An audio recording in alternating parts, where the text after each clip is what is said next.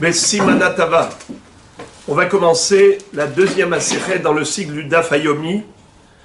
Maintenant qu'on a Baruch Hashem terminé Masechet Brachot, on va entamer Masechet Shabbat, qui est la première Gemara du Seder Moed. Car vous le savez que le Shas s'appelle Shas, qui veut dire Shesha Sidre Mishnah. Il y a 6 sections dans le Shas, dans le Talmud. Seder Zraim, Seder Moed, Nezikin, Nashim, Nezikin, Kadashim, Taharot. Alors maintenant, on va entamer le deuxième Seder, Seder Moed, qui commence par Masechet Shabbat. Shabbat, en effet, est un Moed, c'est un temps, c'est un Zman, qui est le Zman le plus sacré. On a d'autres Moadim qui sont sacrés. C'est toutes les fêtes juives. Pesach, Shavuot, Sukkot, Rosh Hashanah, Kippour. Mais Shabbat a une sainteté encore plus importante que tous ces autres jours. La preuve, c'est que celui qui aimait Halel Shabbat est Hayav Karet, et Hayav même, Chasve Shalom, Mita, à l'époque du Sanhedrin. S'il y avait eu 2 témoins qui l'avaient averti, qui l'avaient vu en train de profaner le Shabbat, c'est dire l'importance du Shabbat. Shabbat est au cœur de la vie juive. Tous les 7 jours, on a l'occasion de consacrer un jour de la semaine à Akadosh Baruch Hu. Les 6 jours sont profanes, le Shabbat est Kodesh. Et l'observance du Shabbat nous permet à nous, Am Israël, de témoigner que le monde a un créateur. Veshameru bene Israël est à Shabbat, la Asot est à Shabbat et Dorotam. Berit Olam, c'est une alliance éternelle qui est établie entre nous et Akadosh Baruch Hu. Pour témoigner que quoi? Ki sheshet yamim asa Hashem et hashamayim et haaretz ubayom hashevi'i Shabbat va'inafash. Qu'Hashem a créé le monde en 6 jours et le 7e il s'est reposé. Donc on a compris que le repos d'Hachem par rapport à la création, nous l'exprimons par notre repos à nous, le 7e jour de la semaine. Qu'est-ce que ça veut dire le repos? Est-ce que Dieu, Chasve Shalom, peut se fatiguer pour dire qu'il a besoin de se reposer? Non. La notion de repos par rapport à Kadosh Baruch Hu, ça veut dire une cessation de créer. L'interruption de créer s'appelle repos. Car en effet, quand on dit un travail, quand on parle de travail le Shabbat, c'est un travail créatif. Car la définition de travail au niveau des Melachot de Shabbat n'est pas du tout par rapport à ce que nous croyons être un travail. C'est pas nous qui définissons le statut de Melacha. La preuve, quelqu'un qui peut ne pas se reposer Shabbat en montant 10 étages à pied. Il est fatigué. L'autre a pris l'ascenseur, il n'est pas fatigué. À nos yeux, celui qui a pris l'ascenseur n'a pas travaillé. Celui qui a monté 10 étages à pied, eh bien lui, il s'est vraiment fatigué. Figurez-vous que pour Shabbat, celui qui a pris l'ascenseur a fait une melacha, puisqu'il a allumé la lumière, c'est-à-dire il a fait fonctionner l'ascenseur, et celui qui est monté 10 étages à pied n'a pas fait de melacha. Et pourtant, celui qui est au repos, c'est celui qui a pris l'ascenseur. L'autre, il s'est fatigué. Donc la définition de melacha pour l'interdiction shabbatique, c'est quelque chose qui est défini par la Torah. Et comment la Torah nous a donné la définition des 39 travaux interdits pendant Shabbat? C'est que dans Parashat Vayakhel et Parashat Kitissa, on retrouve une juxtaposition entre 2 sujets. Le sujet du Shabbat et le sujet du Mishkan. Il y a eu, pour fabriquer le Mishkan, construire le sanctuaire, le tabernacle, 39 opérations nécessaires. Ces 39 opérations qui ont permis la fabrication du tabernacle avec tous ses ustensiles, le Mishkan avec tous les kelim, c'est ce qu'on appelle travail interdit Shabbat. C'est ce qu'on appelle Melacha. Et tout ce qui est Melacha pour Melechet HaMishkan s'appelle Melacha pour Melechet Shabbat. Quand la Torah te dit Lo ta'aseh kol melacha, n'effectue aucune mélacha. C'est quoi mélacha? Eh bien la référence c'est le Mishkan. Tu regardes comment le Mishkan a été construit, les 39 opérations qui ont permis la construction du Mishkan, c'est ce qu'on appelle 39 travaux interdits Shabbat. D'ailleurs, j'ai envie de vous dire, entre parenthèses, que ce rapprochement, cette comparaison entre Shabbat et Mishkan, c'est quelque chose de fondamental. Le Mishkan, c'est la résidence divine. C'est la place qu'on fait à Dieu sur terre. Shabbat, c'est la place qu'on fait à Dieu dans le temps. Il y a le Mikdash du temps, c'est le Shabbat. Et il y a le Mikdash de l'espace, c'est le Bet HaMikdash, c'est le Mishkan. Ve'asuli Mikdash ve'shachanti betocham. Qu'ils construisent pour moi un sanctuaire et je résiderai parmi eux. On sait qu'il y a deux éléments cadres, l'espace et le temps. Le Mikdash de l'espace, c'est Bet HaMikdash, c'est le Mishkan. Et le Mikdash du temps, c'est le Shabbat. Shabbat Kodesh.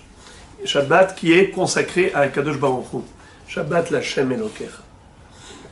Donc, on a compris que la Torah nous a interdit le jour du Shabbat d'effectuer 39 travaux.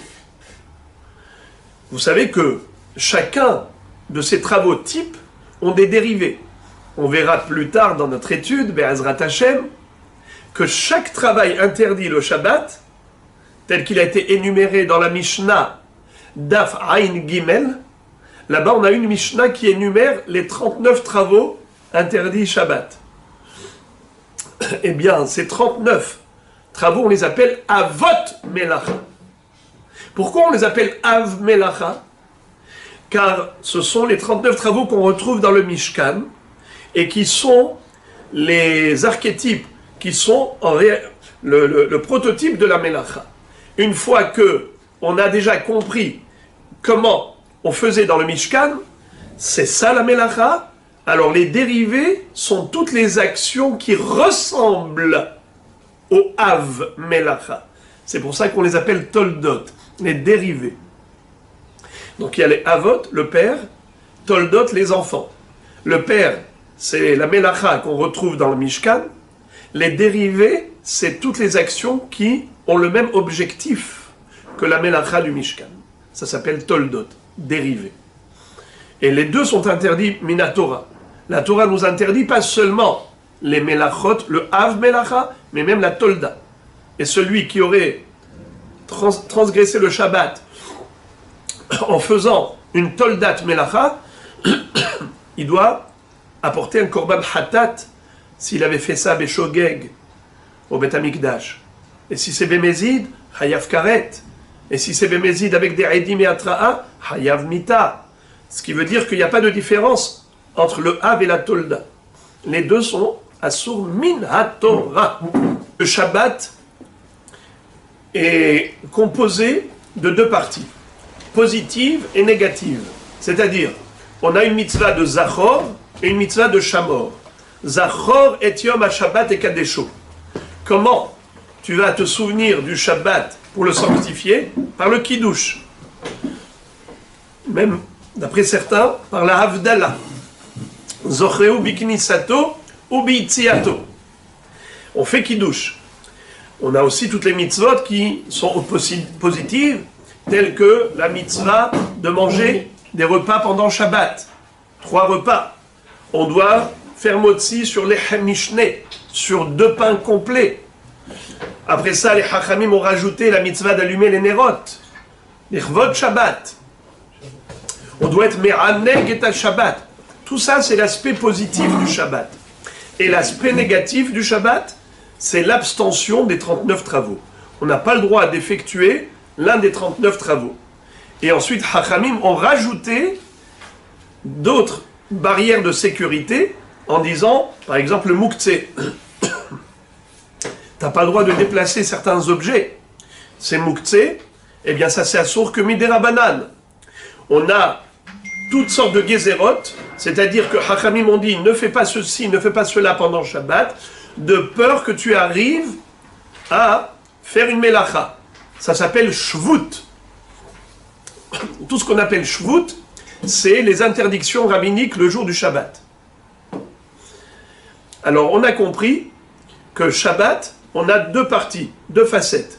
Zachor, Veshamor. Zachor, c'est la mitzvah positive. Shamor, c'est la mitzvah négative. Garde, observe le Shabbat en t'abstenant de travailler, d'effectuer l'un des 39 travaux. Ce qui est très étonnant, c'est que cette grande Masechet, qui est composée de 157 dapim, qui va traiter de tous les sujets du Shabbat, et d'ailleurs qui est aussi composée de 24 chapitres, ce qui correspond aux 24 heures du Shabbat, ça commence par Melacha de Hotza'a. C'est-à-dire que on va tout de suite parler de quoi? De l'interdiction de transporter un objet dans le Reshut Arabim, ou bien du Reshut Hayachid au Reshut Arabim, du Reshut Arabim au Reshut Hayachid.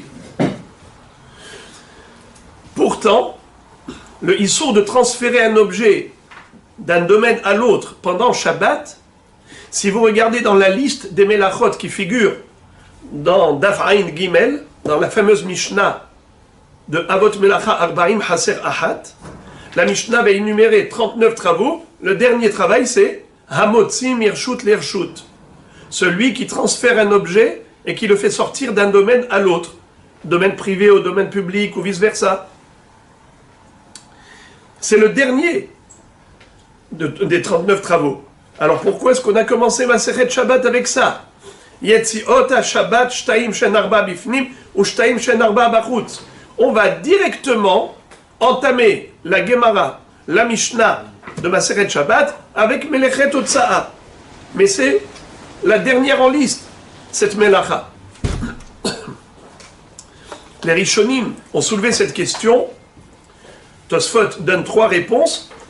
Je préfère rappeler ce que dit Rambam Maïmonide dans Pirush HaMishnayot. Il le dit de manière succincte. Il dit premièrement, c'est que le fait de déplacer des objets d'un endroit à l'autre, c'est la chose la plus fréquente. Qu'est-ce qu'un homme fait dans sa vie? Il fait beaucoup de choses. Mais si vous observez, regardez la chose qu'il fait régulièrement, plus que n'importe quelle autre action, c'est de prendre dans sa main des objets ou dans sa poche et de sortir avec. La melacha, de déplacer un objet d'un domaine à l'autre, c'est l'action la plus courante dans notre vie. C'est la raison pour laquelle le Tana a choisi de commencer Masechet Shabbat avec le Issour de Melechet Hotza'a. Parce que justement, ça nécessite plus de vigilance, puisque c'est un acte machinal et régulier. Donc il faut faire très attention. Deuxièmement, c'est que Tosfot disent c'est Melacha Groa. Et même Rambam nous explique cela, que c'est la seule Melacha qui, à nos yeux, ne paraît pas être un travail du tout. Pourquoi? Car prendre un objet et le déplacer d'une chambre à l'autre dans la même maison, il n'y a aucun problème. Ce même objet, sortir de la maison à l'extérieur, c'est un Issur Melacha. C'est un travail qui s'appelle Hotza'a. Mais quelle différence entre faire sortir d'une pièce à l'autre, Mireshut Hayachid au Reshut Hayachid, ou bien du Reshut Hayachid au Reshut Arabim? On ne voit pas le caractère de Melacha dans cette action. Car si on réfléchit, après observation, on va constater que les 39 Melachot de Shabbat, plutôt les 38 autres, c'est toujours une créativité. Il y a toujours une transformation de l'objet. J'avais pas de feu, je l'ai allumé. Eh bien voilà, il y a eu transformation. J'avais de la viande crue, je l'ai cuit. Désormais, j'ai transformé la viande crue en cuite. Voilà, j'ai fait bichoul. Ça, c'est une mélacha. J'ai écrit, il n'y avait rien, maintenant il y a une écriture. J'ai créé quelque chose. Ou, par exemple, j'avais un tissu, j'en ai fait un costume. J'ai cousu, j'ai fabriqué quelque chose. Là, on comprend, car à l'œil nu, de manière absolument visible, on voit une transformation matérielle. Là, je peux comprendre le caractère de Melacha. Par contre, déplacer un objet, en quoi c'est une Melacha? Il n'y a pas de créativité. Le même objet, le même, il était là, je l'ai déplacé dans une autre chambre, il n'y a pas de problème, je sors dehors, c'est une Melacha. De dehors, je le fais entrer dedans, c'est une Melacha. Et nous verrons plus tard, dans la page, dans le Daf Tzadik Vav, que la Gemara va nous rajouter encore, dans le cadre de Melechet Otsa'a, elle va nous rajouter Arba Amot Birshut Arabim. C'est-à-dire prendre un objet qui était posé ici, dans la rue, et je le déplace au-delà de 4 coudées, dans le domaine public, dans le cas où il n'y a pas Eruv, parce que s'il y a Eruv, c'est plus Reshut Arabim, c'est Reshut Hayachid. Tout espace qui est clôturé s'appelle Reshut Hayachid. Tout espace ouvert, où circulent les gens, 600 000 personnes, eh bien, c'est comme le Mahané Israël dans le désert, où il y avait 600 000 personnes, 600 000 hommes, eh bien, ça s'appelle Reshut Arabim. 4 coudées dans le Reshut Arabim, Arba Amot Reshut Arabim, déplacer un objet de là à là, c'est aussi une Melacha de Otsa'a. Ça a été enseigné par Moshe Rabbeinu oralement. Ça s'appelle Halacha le Moshe Misinaï. Arba Amot Birshut Arabim. Le Baal HaMaor, qui est l'un des Rishonim, il dit en fait, la Halacha le Moshe Misinaï n'a rien inventé. En fait, c'est une extension de ce qu'on a déjà appris. Puisqu'on a dit qu'on n'a pas le droit de faire sortir un objet d'un domaine à l'autre, Mirshut, l'Irshut, Mirshut Hayachid, l'Irshut Arabim, eh bien, on sait que un homme, quand il est dans la rue, il a 4 coudées autour de lui qui lui appartiennent en quelque sorte. L'homme a le droit de se servir des 4 coudées dans son périmètre. Donc c'est comme son Reshut. Donc un objet qui était posé ici, et que tu l'as déplacé au-delà de 4 coudées, c'est comme si tu l'as fait sortir du domaine où il se trouvait. Bon. Maintenant, pourquoi ça s'appelle Melacha Groa? Une Melacha au caractère faible, une Melacha qu'on peut appeler défaillante. C'est pas que la Melacha elle est faible ou défaillante. C'est une Melacha comme toutes les autres. Mais au vu de l'œil humain, ça n'apparaît pas comme une Melacha. Pour nous, on se dit, mais je ne comprends pas, qu'est-ce qu'il y a de mal? Eh bien, Rabotai, c'est pour cela que le Tana a commencé justement par cette Melacha, pour te dire, ne pense pas que, parce que toi tu ne comprends pas, tu as du mal à concevoir la notion de Melacha dans cet acte, que ce n'est pas une Melacha pour autant. Bevadaï que c'est une Melacha, et il y a la même gravité pour celui qui transgresserait le Shabbat. Exactement comme pour quelqu'un qui a allumé le feu, comme pour quelqu'un qui a cuisiné ou cousu ou écrit, c'est exactement comme toutes les Melachot de Shabbat. Et d'ailleurs, au travers de cette introduction, je vais répondre encore à une autre question. Vous allez voir que la Mishnah que nous étudierons dans quelques secondes nous décrit et nous présente différents cas de figure de Hotza'a et de Achnasa. Des cas de figure de Hotza'a, c'est-à-dire faire sortir un objet du domaine privé pour l'amener au domaine public, ou l'inverse, du domaine public au domaine privé.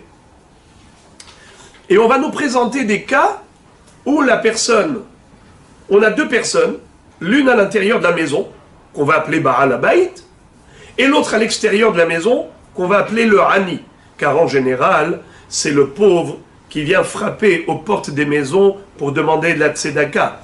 Il dit « j'ai faim ». Il vient avec sa corbeille vide et il dit au Baal Habayit « s'il vous plaît, mettez-moi dans ma corbeille quelque chose à manger ». Il donne au Baal Habayit la corbeille vide, le Baal Habayit lui met dedans du pain, de la nourriture, et il lui rend sa corbeille. Alors on a Hachnasa du Ani et on a Hotza'a du Baal Habayit.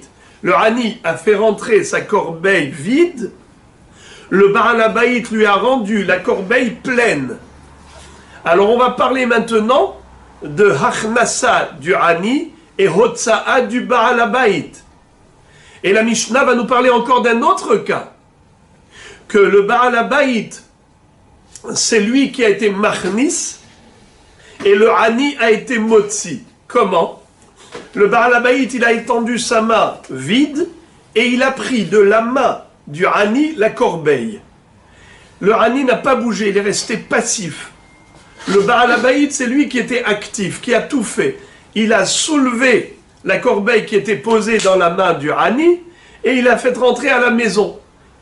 Et là-bas, il dépose, il met de la nourriture, et ensuite il lui rend. Donc soit c'est le Ani qui fait la Achnasa et aussi la Hotza'a, et le Baal Habayit il ne bouge pas, ça veut dire, lui, il a reçu la corbeille que lui a déposée dans sa main comment il s'appelle? Le Ani. Ensuite, il y a mis quelque chose dedans. Ensuite, le Ani, qu'est-ce qu'il fait? Il fait rentrer sa main, il reprend sa corbeille. Donc, le Ani peut faire Hachnasa et Hotza'a. Et l'inverse aussi. Le Baal Habayit peut faire Hachnasa, faire rentrer la corbeille vide, et lui rendre encore la corbeille pleine. Nachon? Donc, les deux peuvent faire Hachnasa et Hotza'a. Rabotai, qu'est-ce qu'on avait dit tout à l'heure? Que ce soit Hachnasa ou Hotza'a, l'une action ou l'autre, les deux actions s'appellent Melacha. Si on fait que Hachnasa, ça s'appelle Melacha de Hotza'a. Si on fait que Hotza'a, ça s'appelle Hotza'a. Nachon? Alors Rabotai, pourquoi est-ce qu'on a besoin de nous le dire? Si le Ani était dehors et le Baal Habayit était dedans, l'un à l'intérieur, l'autre à l'extérieur. Si c'est celui de l'intérieur qui a fait l'action, c'est Hayav. Si c'est celui de l'extérieur qui avait l'action, Hayav. Boker Tov. Qu'est-ce qu'on a besoin de nous le dire? Qu'est-ce que ça change s'il se tient à l'extérieur ou à l'intérieur? Mais c'est la même action. Tu n'avais pas besoin de me l'enseigner, comme on va le voir tout de suite dans le texte. Réponse, dit Tosfot. Oui, il fallait nous le dire. Tu sais pourquoi? Parce que Hotza'a, c'est Melacha Gro'a. Car la Hotza'a, c'est une Melacha incompréhensible.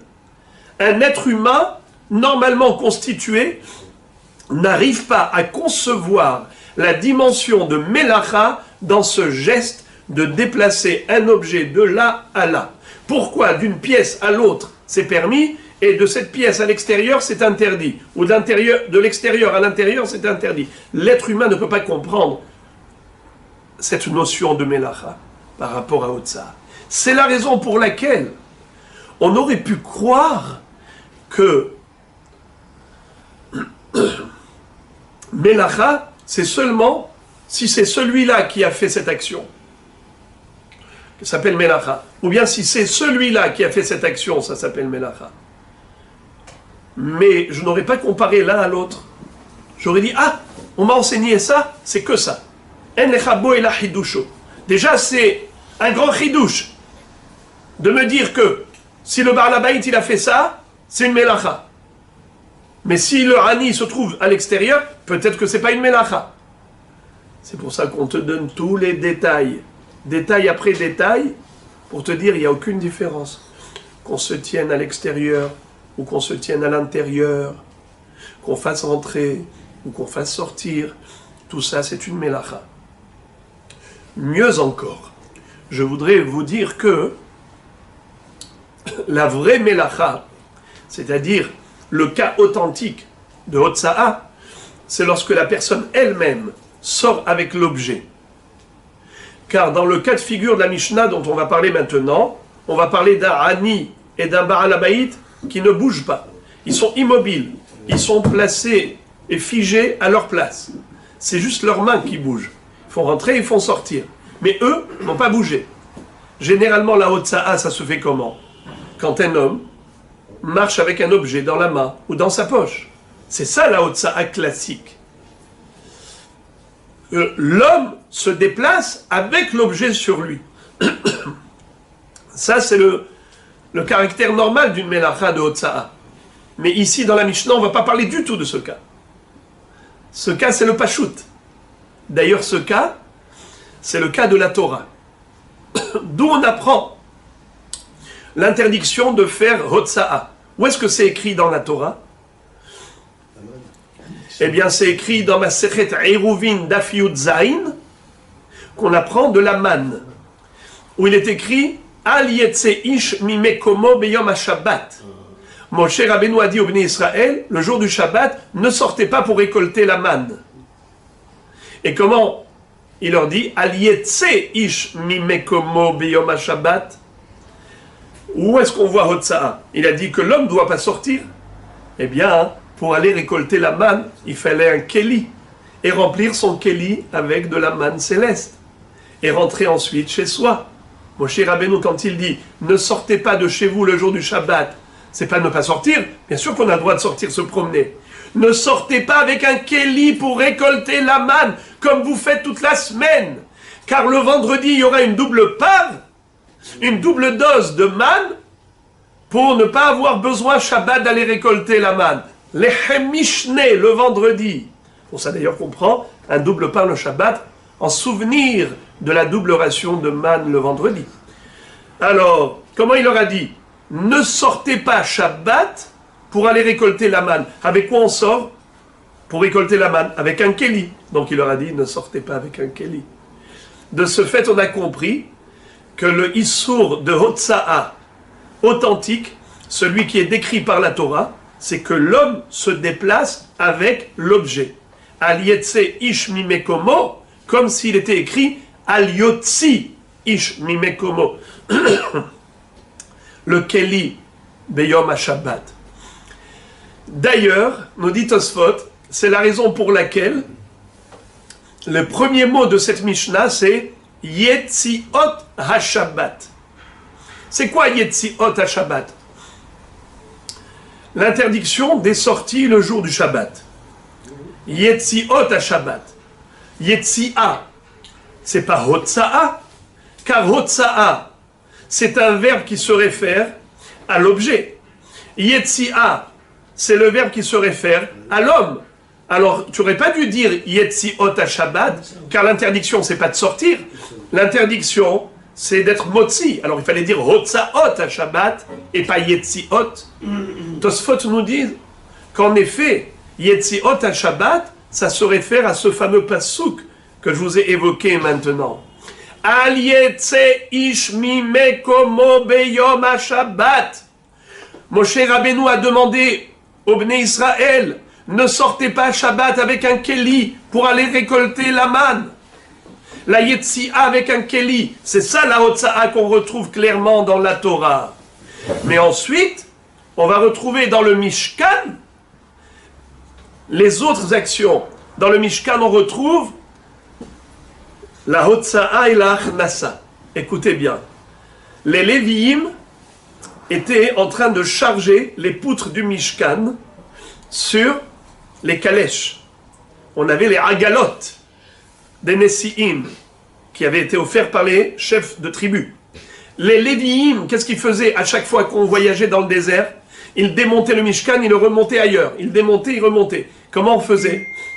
Une fois qu'on l'a démonté, on le mettait, on avait des Lévi'im qui étaient par terre, sur le sol, et des Lévi'im qui étaient sur la Hagala, sur la calèche.